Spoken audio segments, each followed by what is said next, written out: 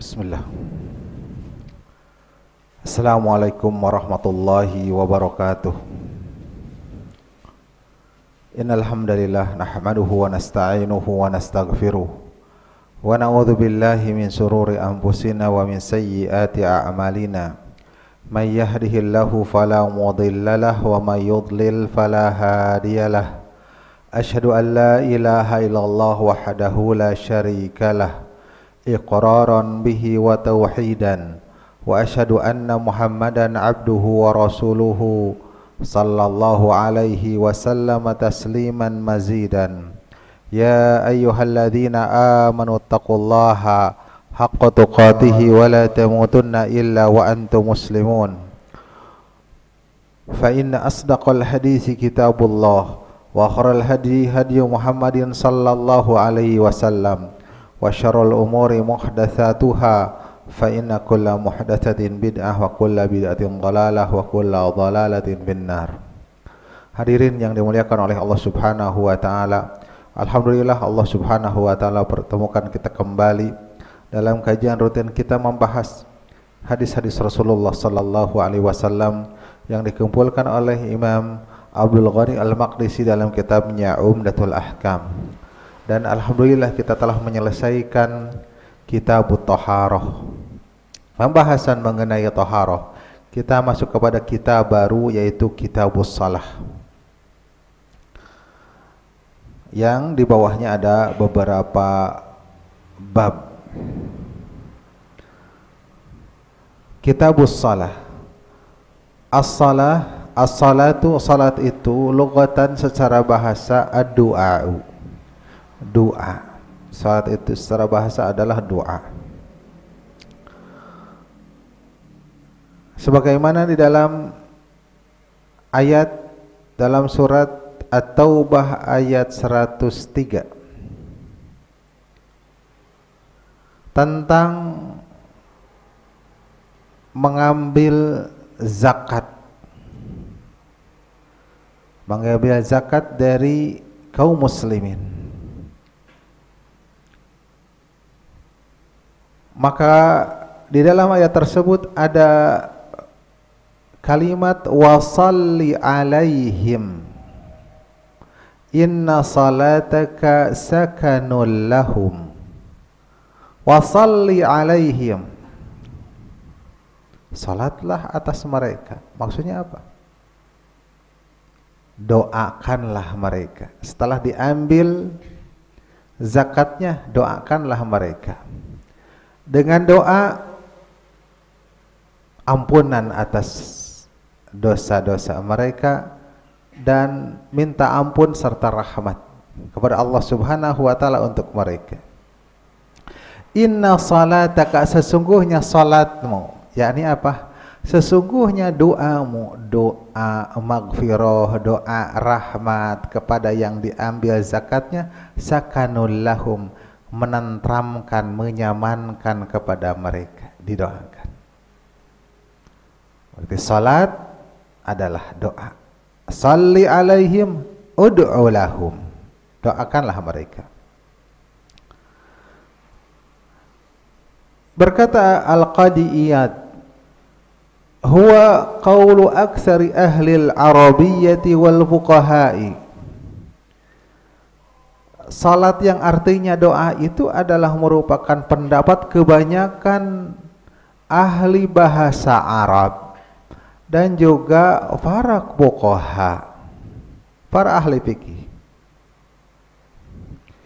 Dan penamaan doa dengan salat atau menamai doa kepada salat itu ma'ruf, sudah dikenal di kalangan atau di bahasa Arab, kalam Arab. Dan hubungan antara doa dengan salat adalah hubungan juz'iyah.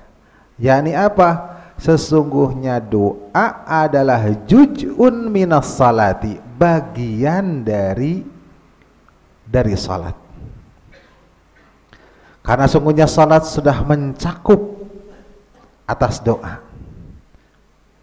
Di dalam sholat itu ada gerakan, ada bacaan, ada doa.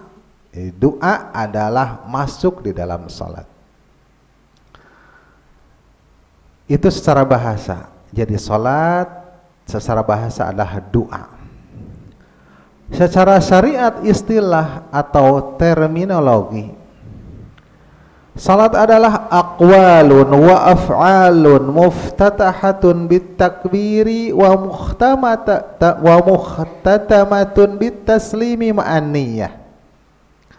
Salat adalah aqwalun, ucapan-ucapan, wa af'alun, dan perbuatan-perbuatan.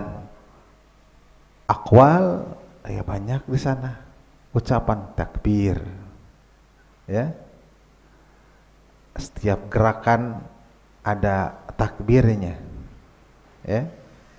Takbiratul ihram, takbiratul intiqal, itu ucapan-ucapan, juga doa-doa setiap gerakan. Wa af'alun, dan perbuatan-perbuatan, yakni gerakannya, gerakan mengangkat tangan, gitu ya. Gerakan ruku, gerakan sujud. Muftatahatun bitakbiri, yang dibuka dengan takbir, wa muhtatamatun bitaslimi, dan ditutup dengan salam. Itu adalah salat ma'aniyah, disertai dengan niat. Kalau tidak pakai niat mah tidak disebut salat, ya. Gerakan-gerakan seperti itu tetapi tidak ada niat, itu tidak dikatakan salat. Dan salat 5 waktu adalah merupakan salah satu dari rukun Islam yang 5. Bahkan salat yang 5 waktu merupakan yang paling agung setelah 2 kalimah syahadat. Dan salat yang 5 waktu ini ditetapkan dari Alkitab, yakni Al-Quran, As-Sunnah, dan juga Ijma. Ditetapkan kewajibannya. Dan Ijma para ulama. Ijma para ulama tentang kewajibannya, maka barang siapa yang menolak atas kewajibannya, maka sungguh kufur. Bahkan faman tarokaha, meninggalkannya, faqad kafar. Dan perbedaan antara muslim dan kafir adalah tarkus salah, meninggalkan salat. Dan di dalam pensyariatan salat ini terkandung banyak faidah yang tidak terbatas dari berbagai sisi, baik dari sisi diniyah, keagamaan, faidahnya banyak. Gimana? Inna salata tanha anil fahsya'i wal munkar. Sesungguhnya salat itu akan mencegah dari fahsya, berbuat dosa, keji, ya. Yang dosa itu bersama dengan yang lainnya.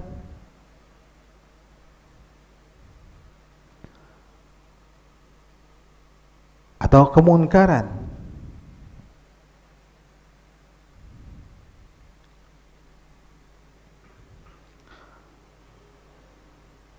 Itu kemunkaran adalah maksiat yang dilakukan yang tidak bersama dengan yang lainnya dan merugikan diri sendiri.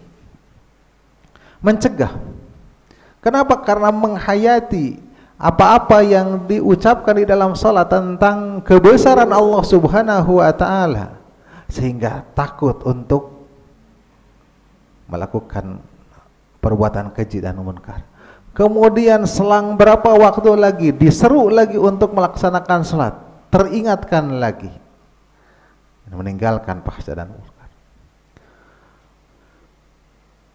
Itu diantara sisi diniyah, mencegah fahsya dan munkar, banyak faedahnya.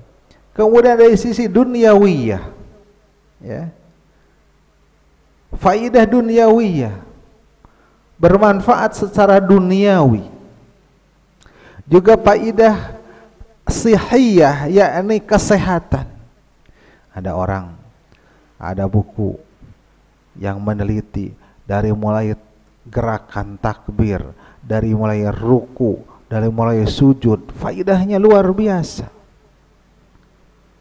untuk kesehatan badan, untuk tulang, peredaran darah dan sebagainya. Sihiyah. Juga ijtimaiyah, yakni faidah sosial, kemasyarakatan. Kalau orang sholat 5 waktu berjamaah di masjid, ketemu lagi orang ini. Setelah sholat ada muamalah, obrolan, menanyakan tentang kesehatan, menanyakan tentang kabar, menanyakan tentang usaha mungkin dan lain sebagainya. Ada faidah.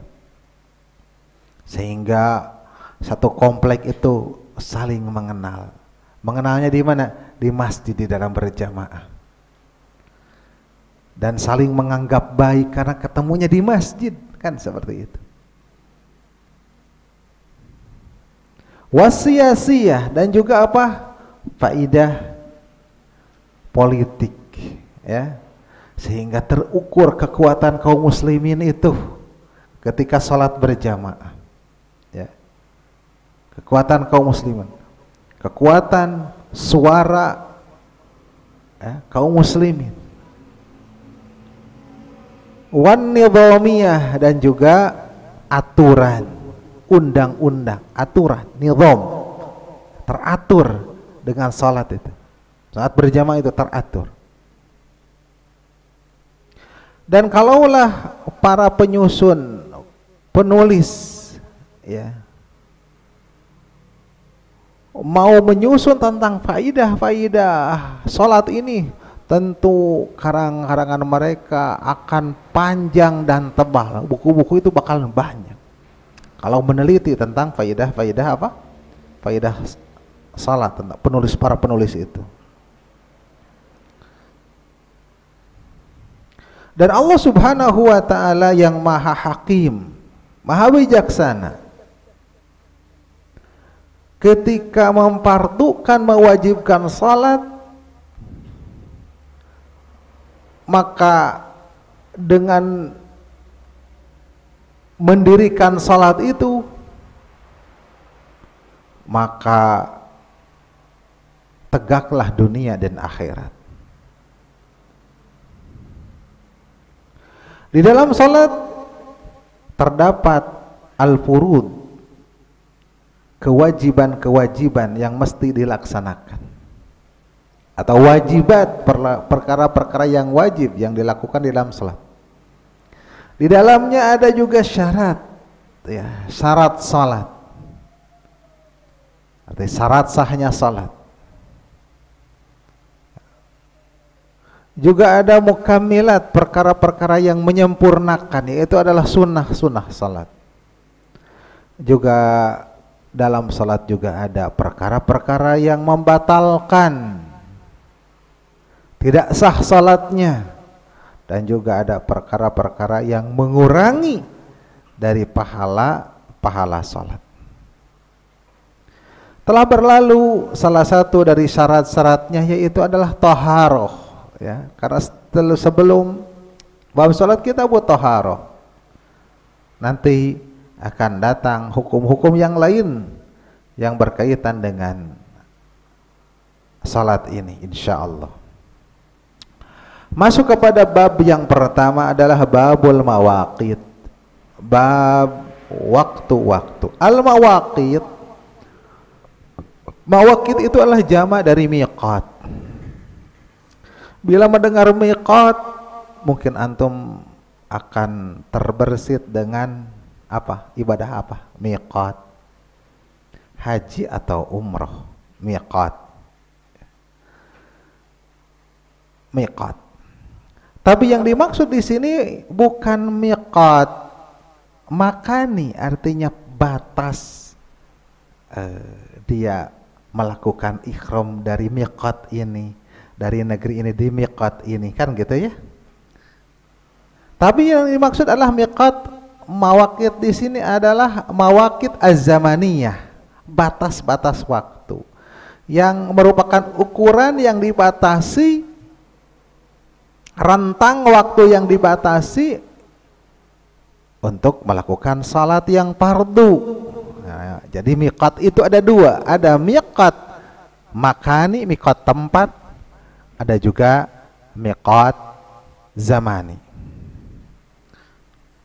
Dan tatkala melaksanakan salat itu masuk kepada waktu yang dipardukan, itu adalah merupakan syarat yang kedua di antara syarat-syarat salat.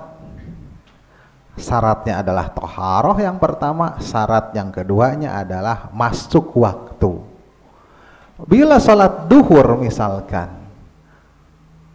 matahari masih tinggi, ya, itu belum, atau masih baru meninggi, itu juga masih belum masuk. Syaratnya harus masuk dulu, masuk. Dan salat-salat yang lainnya yang akan dibahas pada hadis-hadis berikutnya.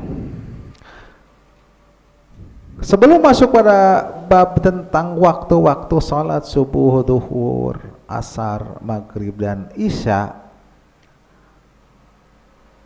penyusun kitab ini menyajikan dulu tentang afdaliyah, sehingga termotivasi untuk melaksanakan salat di awal waktunya.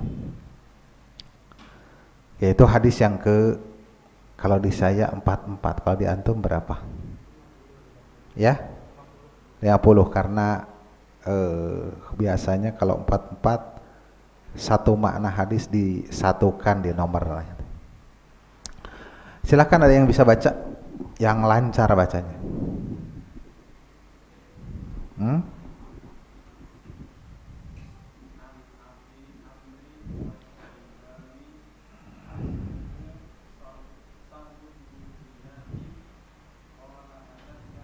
Haddatsani.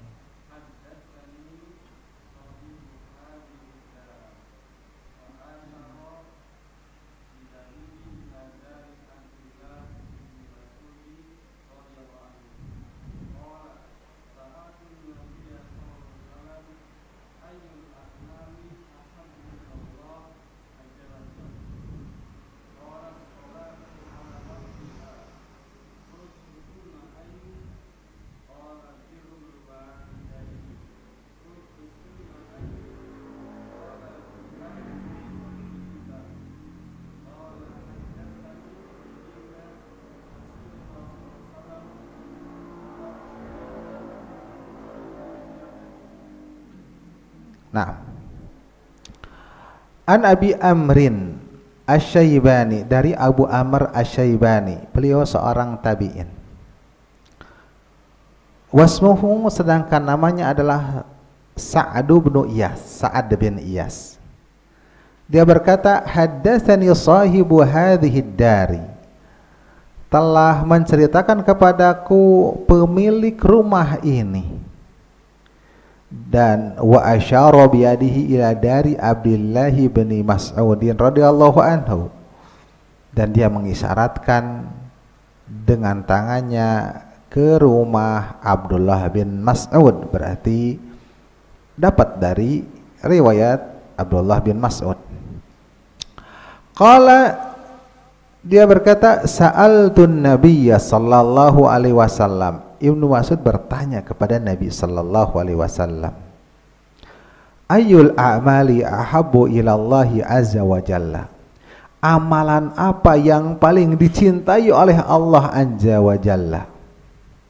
Qala, jawab Rasul, as-salatu ala waqtiha, salat pada waktunya.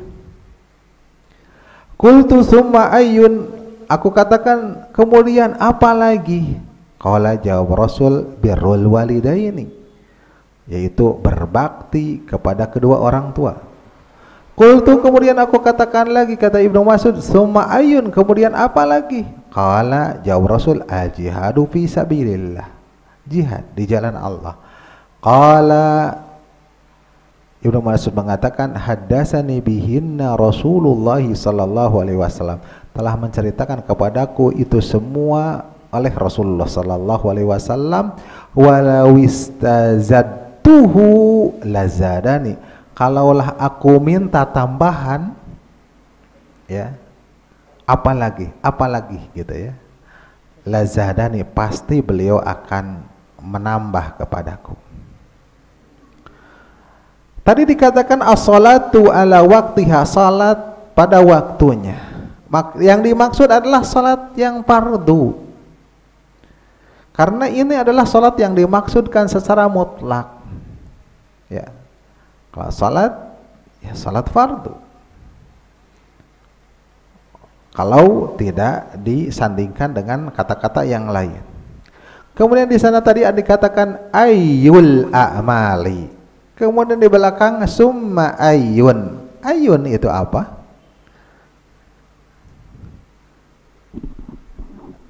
Ayyun itu adalah pertanyaan yang dikatakan bahwasanya, ya, misalkan ayyul fasli, kelas mana? Kalau bahasa Inggris mah which sebenarnya. Dikatakan di sana dikatakan ayu itu tidak bertanwin, tapi juga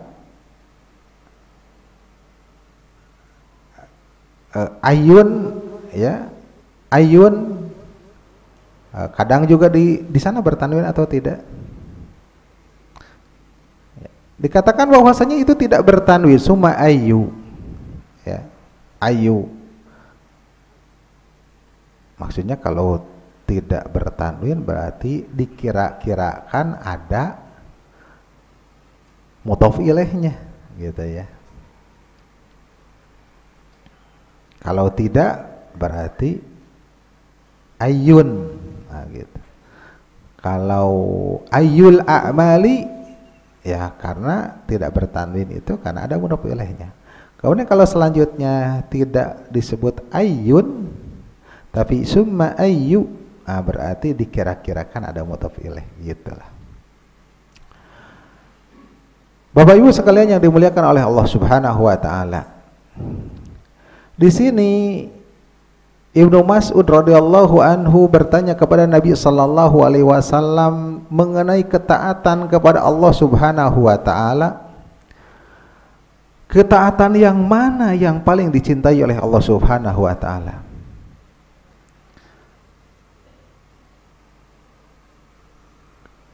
Karena ketika amalan itu sangat dicintai Allah atau lebih dicintai oleh Allah Subhanahu wa taala, maka tentu saja amal tersebut pahalanya lebih besar. Semakin Allah mencintai, lebih dicintai daripada amal ini, maka amal ini adalah sesuatu pahalanya pasti lebih besar. Maka Nabi sallallahu alaihi wasallam menjelaskan, sesungguhnya yang paling Allah cintai adalah amalan sholat yang fardu di waktunya, di awal waktunya, yang tentang waktu ini dibatasi oleh syariat. Karena sholat di awal waktu di sana ada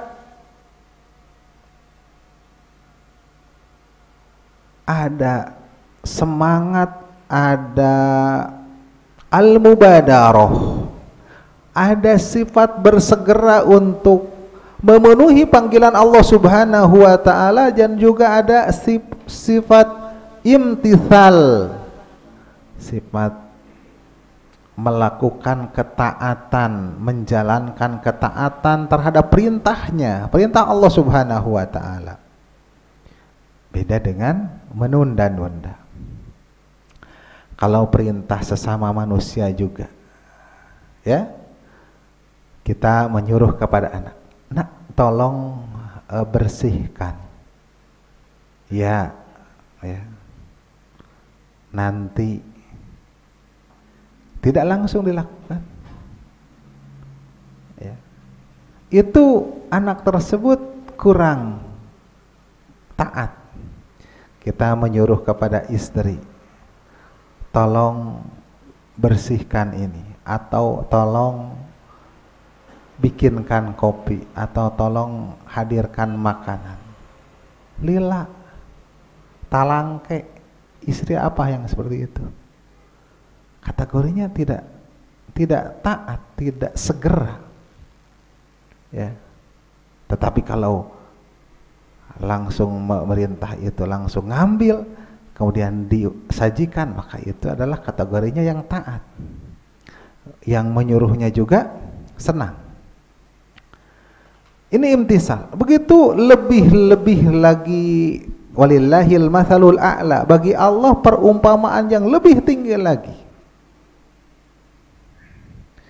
Jadi kalau sholat di awal waktu ada mubadarah, bersegera melaksanakan segera perintah Allah Subhanahu wa taala, dan berupa perhatian terhadap kewajiban yang agung ini.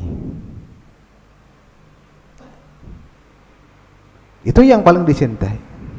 Kemudian dikarenakan cintanya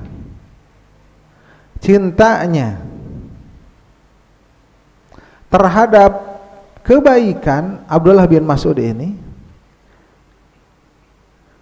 Ibnu Mas'ud tidak berhenti pada itu saja bahwa dari Nabi Sallallahu Alaihi Wasallam, namun beliau bertanya kepada tingkatan yang kedua dari perkara yang paling dicintai oleh Allah Subhanahu Wa Taala. Maka Nabi Sallallahu Alaihi Wasallam menjawab, birrul walidaini,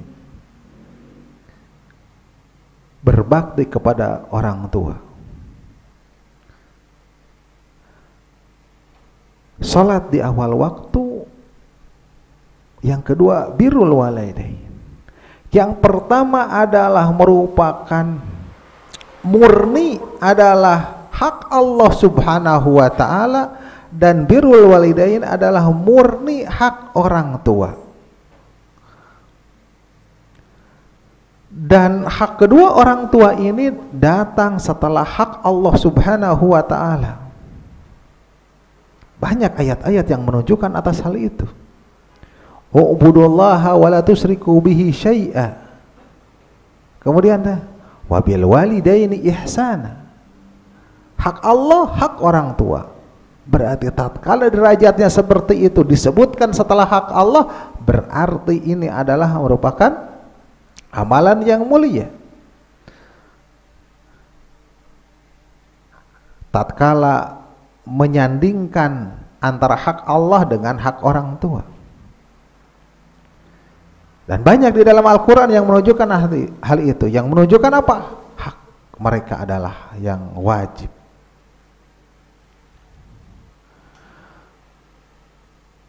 Kita berbuat baik terhadap orang tua berupa bakti kita karena merupakan apa? Merupakan balasan dari apa-apa yang telah mereka lakukan, yakni kedua orang tua lah yang menyebabkan kita itu ada. Kita hidup, kemudian diurus, kemudian diberi makan, dijaga dengan kasih sayang, dan banyak hal yang dilakukan oleh orang tua semasa kita dilahirkan, bayi, dan kemudian anak-anak. Seperti itu. Dan dengan berbakti kepada orang tua ini adalah sebagian dari penunaian untuk membalas budi atas apa-apa yang dilakukan oleh mereka berdua.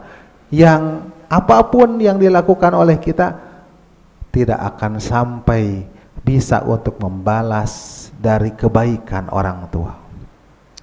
Maka jamaah sekalian yang dimuliakan oleh Allah Subhanahu wa taala, bagi antum yang masih dikaruniai orang tua, masih ada orang tua, maka berbuat baiklah.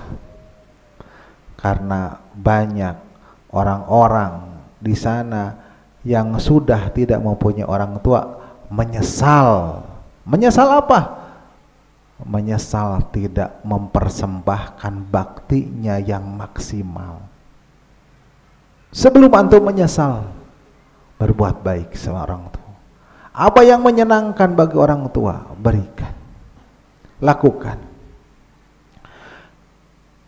Kemudian sungguhnya Rasulullah Sallallahu Alaihi Wasallam, sesungguhnya Ibnu Mas'ud kemudian meminta tambahan.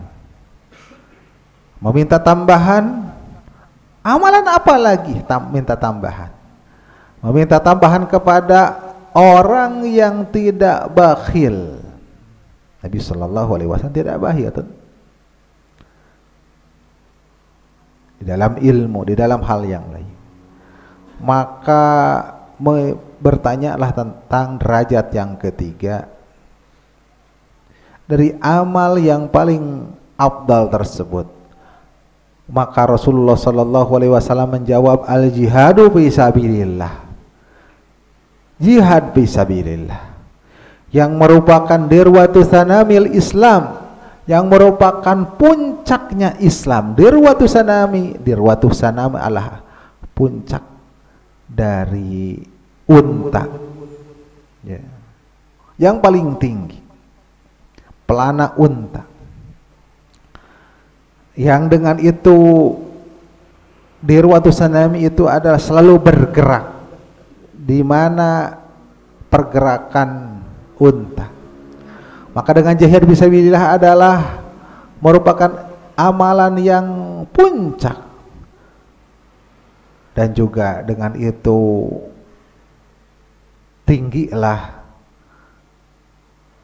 derajat Islam, tinggilah kalimat Allah Subhanahu wa taala, dan dengan itu juga tersebar agama itu dengan cara jihad.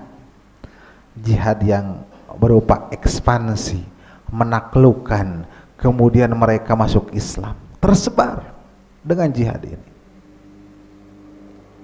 Ketika jihad ini adalah merupakan pertahanan, maka mulialah Islam karena bisa melawan, bertahan, dan menyerang kembali bahkan. Dan dengan meninggalkan jihad, kalau meninggalkannya waliyadzubillah, itu adalah merupakan penghancuran terhadap Islam dan penghinaan terhadap para penganut agama Islam, dan menjadikan hilang izahnya, kewibawaan Islam kalau tidak berjihad. Dan dikuasailah oleh orang-orang kafir karena tidak melawan, tidak berjihad, dan hilanglah kekuasaan serta daulah Islam. Dikarenakan apa? Dikarenakan meninggalkan jihad. Maka jihad ini merupakan kewajiban yang ditekankan atas setiap muslim. Maka sesungguhnya orang yang tidak berjihad, lantas dia juga tidak terbersit dalam dirinya untuk berjihad, kainget-inget acan, enggak ada keinginan sedikit pun, ya. Maka orang yang tidak terbersit di dalam dirinya untuk berjihad, walaupun tidak jadi berjihadnya, maka dia meninggal dalam bagian dari kemunafikan, waliyadzubillah. Maka kita itu harus ada terbersit, ada cita-cita untuk berjihad di dalam diri kita, ada cita-cita untuk mati syahid di medan perang, walaupun kenyataannya mati di dalam pembaringan. Karena barang siapa yang tidak terbersit untuk berjihad, maka itu kematiannya bagian dari kemunafikan. Jamaah sekalian yang dimuliakan oleh Allah Subhanahu wa taala, apa yang diambil faidah dari hadis ini? Yang pertama, inna ahabbal a'mali ilallahi ta'ala as-salatu fi waqtiha. Sesungguhnya amalan yang paling dicintai oleh Allah Subhanahu wa taala adalah salat di awal waktunya, kemudian berbakti kepada dua orang tua, kemudian jihad fisabilillah. Dan itu setelah adanya aslul iman, pokok keimanan, syahadat alla ilaha illallah, yang mensahkan segala amalan-amalan zahir kita, amalan-amalan keislaman kita. Tanpa ada aslul iman, pokok keimanan, itu tidak sah.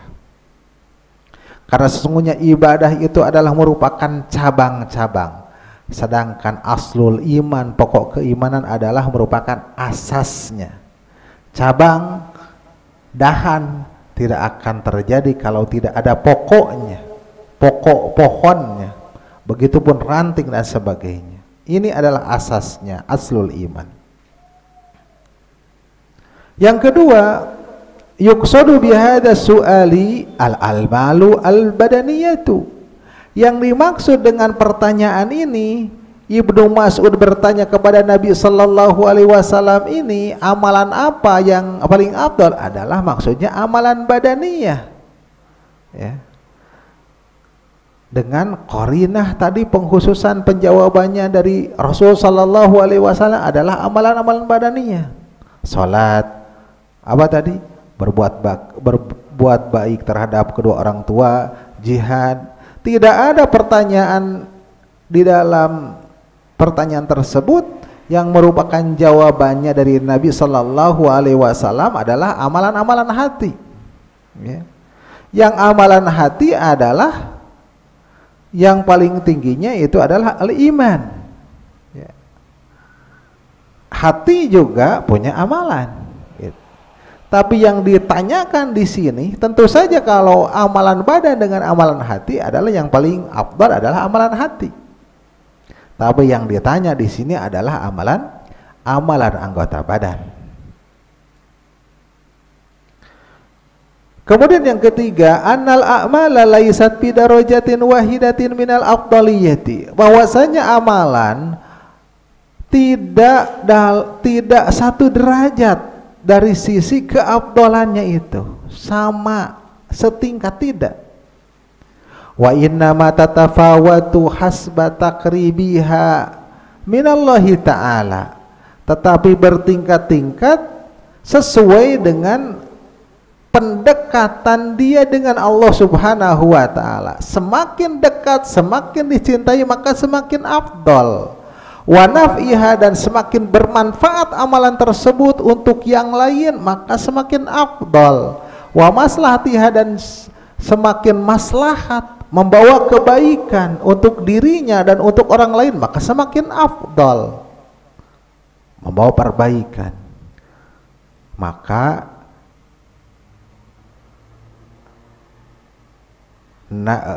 siapa? Ibnu Mas'ud itu bertanya dari sesuatu yang mesti didahulukan. Ya. Apa tadi? Salat. Yang paling dulu, yang paling afdal, yang paling dekat dengan Allah Subhanahu wa ta'ala. Kemudian yang keempat, annal a'mala tafdulu an ghairiha min ajli mahabbatillahi ta'ala laha. Bahwasanya amalan-amalan itu lebih afdal dari yang lainnya dikarenakan kecintaan Allah Subhanahu wa ta'ala. Ketika Allah lebih mencintai amal tersebut, maka itu lebih afdal daripada yang lainnya.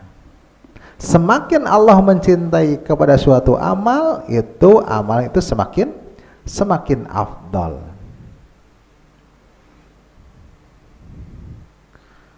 Yang sifat cinta dan benci adalah sesuai dengan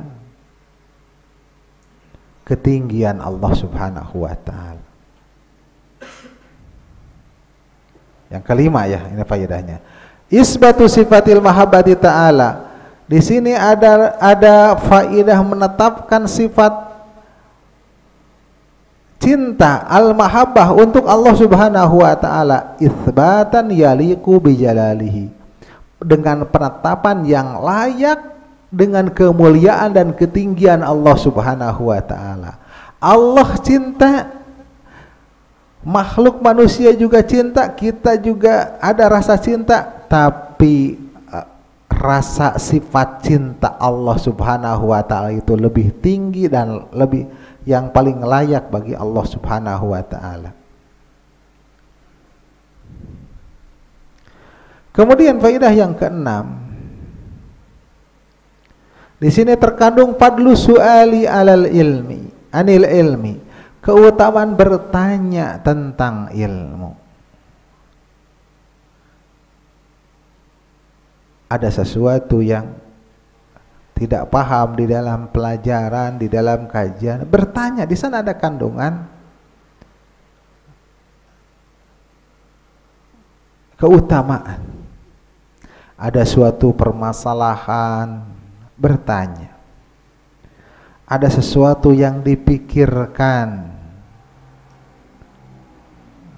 dalam agama ini, muncul di benak pertanyaan, untuk meneguhkannya maka bertanya tentang ilmu. Di sana ada keutamaan dibandingkan bertanya perkara-perkara yang lainnya. Terkhusus adalah pada perkara-perkara yang penting, dan pertanyaan-pertanyaan dari para sahabat adalah pertanyaan-pertanyaan penting yang membawa kepada amalan. Nanyanya suatu yang akan dilakukan, bukan pertanyaan hanya sekedar wawasan, bukan pertanyaan sesuatu yang belum terjadi. Kalau begini bagaimana? Kalau begini bagaimana? Kalau itu diantara pertanyaan yang tidak disukai. Dan sungguh pertanyaan ini telah memberi manfaat yang besar hingga kita bisa mengambil manfaatnya. Yang 14 abad yang lalu kita bisa mengambil manfaatnya. Oh, salat di awal waktu itu paling dicintai oleh Allah, kan memberi manfaat sehingga kita melahirkan kepada amalan. Kalau tidak tahu tentang amalan yang afdal, kita mungkin lalai dari apa? Daripada sholat. Kemudian yang ketujuh, faidahnya tarku ba'di su'ali anil ilmi li ba'dil asbabi. Tidak bertanya atau meninggalkan sebagian pertanyaan tentang ilmu karena sebagian sebab-sebab, karena ada suatu sebab.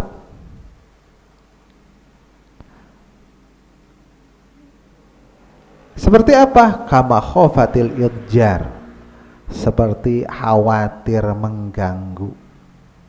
Mau bertanya tapi khawatir mengganggu ustadznya, mengganggu ahlul ilminya.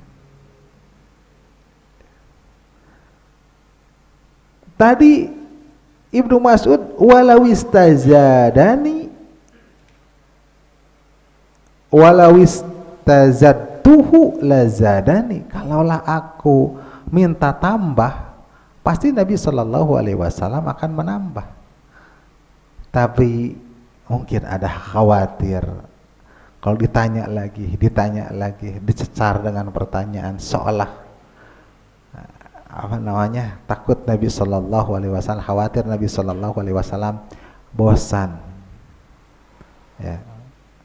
Wal haibati minal mas'uli, dan juga pengaruh wibawa dari yang bertanya. Jadi mau sih banyak bertanya tapi wibawa dari yang ditanya dan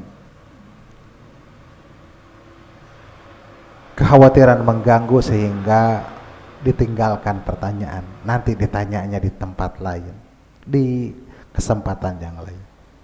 Begitulah diantaranya 7 faidah. Kemudian ada faidah tambahan.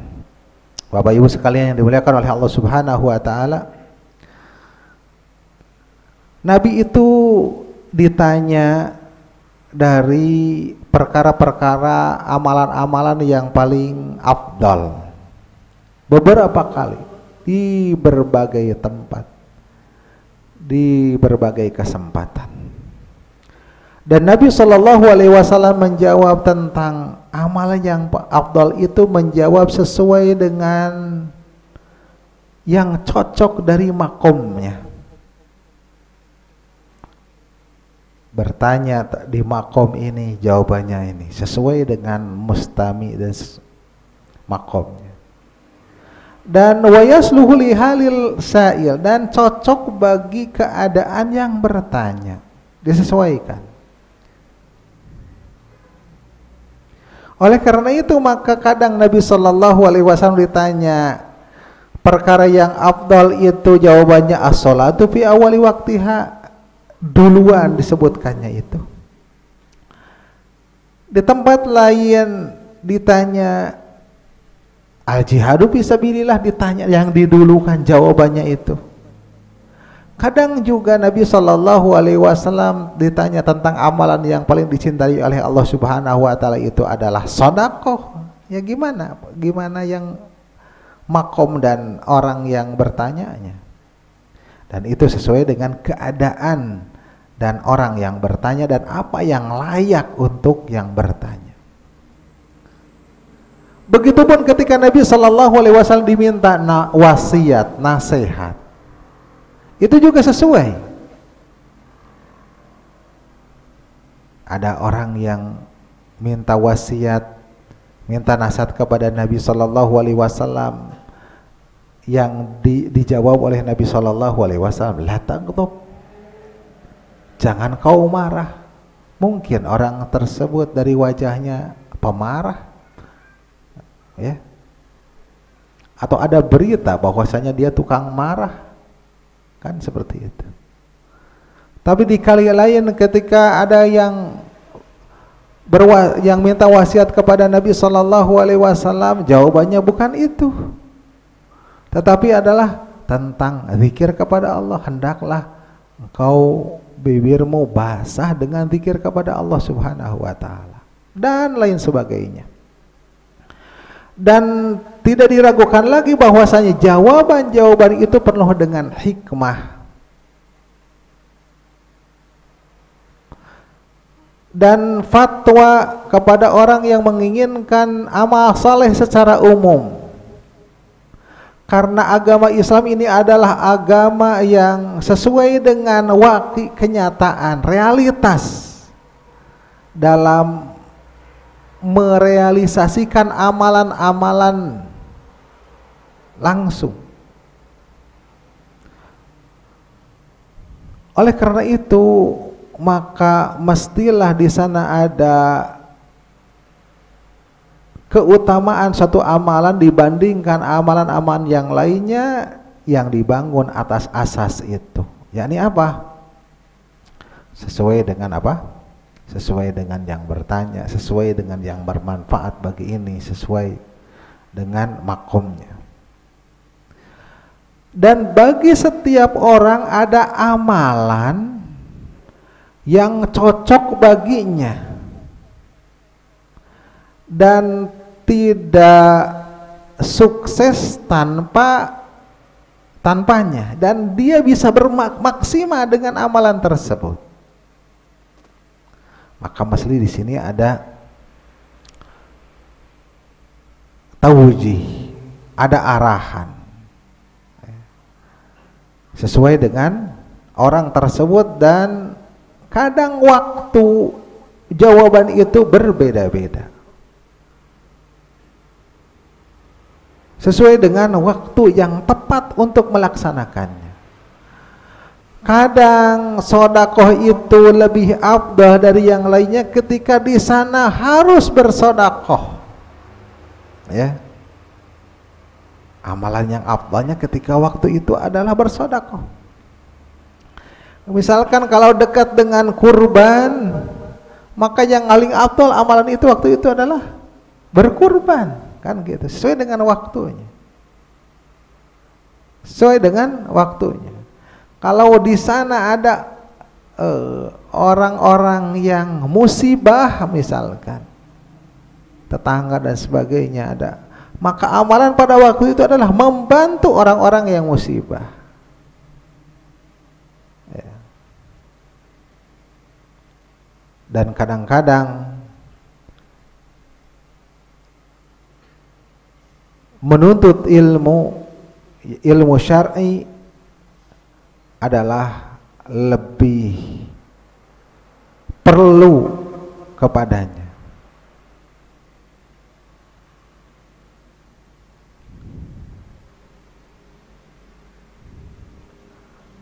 Begitupun amalan harian dari zikir dan doa harian. Kadang istighfar dan berdoa itu lebih utama dibandingkan membaca Al-Quran kadang di suatu waktu. Tetapi di kali yang lain, di waktu yang lain, salat lebih utama daripada apa? Lebih utama dari membaca Al-Quran, dari zikir. Contohnya apa? Seorang masuk masjid, lebih utama mana? Salat tahiyatul masjid, atau tiba-tiba datang membaca Al-Quran? Ya, seperti itu. Ya salat, nah seperti itu. Ba'da salat fardu, yang mana? Apakah zikir salat atau membaca Al-Quran? Assalamualaikum warahmatullahi. Buka mushaf gitu ya. Kan? Enggak. Ya, amalan sehari-hari juga ada yang utama ya pada waktunya. Demikian yang bisa disampaikan pada kesempatan kali ini, yaitu tentang amalan yang dicintai, yang paling dicintai oleh Allah Subhanahu wa taala, yaitu yang pertama yang berkaitan dengan bab ini nanti ada babul mawaqit, yaitu waktu-waktu salat adalah apa? Salat di awal waktunya. Yang kedua adalah birrul walidain, berbakti kepada kedua orang tua, dan yang ketiga adalah al-jihadu fi sabilillah. Barangkali ada yang ditanyakan berkaitan dengan hal ini, maka dipersilahkan.